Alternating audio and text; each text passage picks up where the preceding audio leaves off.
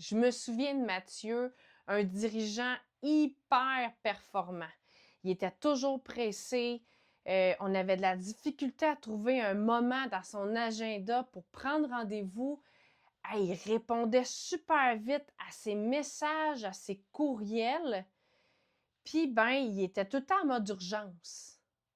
Mais dès la première rencontre, il me dit: Hey, j'ai tellement pris des mauvaises décisions dans les derniers jours. Genre, je fais plein d'erreurs. J'ai pas le temps de réfléchir. Là, mon équipe là, est vraiment moins là. Ils sont tout le temps mêlés. Elles sont moins performants. Puis là, je commence à me sentir fatiguée. Là, je me sens épuisée. Mais pendant mon accompagnement, il prend conscience qu'il y a une croyance que s'il ralentit, il va perdre le contrôle de son entreprise. Il se rend compte qu'il est tout le temps en mode urgence, puis il est en réaction continuellement. Il prend conscience qu'il fait ça pour ne pas vivre ses émotions, pour ne pas les ressentir. Fait que là, je l'ai guidé. Je l'ai guidé à être capable de s'arrêter. Être capable de faire ce qu'il faut pour se demander, je suis-tu en stress en ce moment? Qu'est-ce que je suis en train de vivre? C'est quoi mon état actuellement?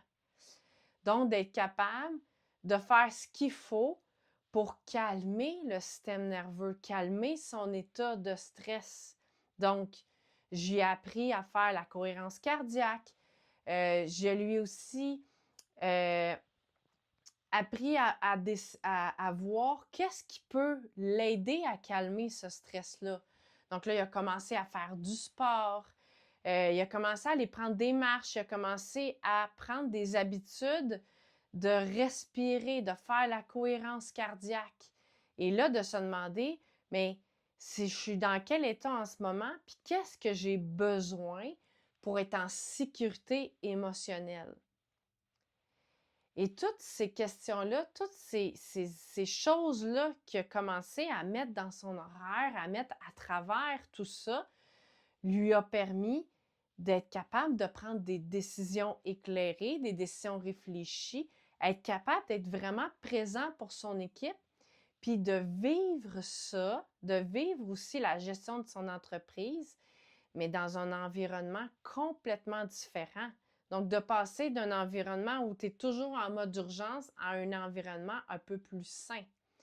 Donc, oui, il y avait encore des défis à surmonter, il y avait encore, mais il est capable maintenant de ne plus subir, mais plutôt de choisir, de gérer ça et de choisir d'être dans un état un peu plus calme, un peu plus sain. Donc, il fait toute la différence.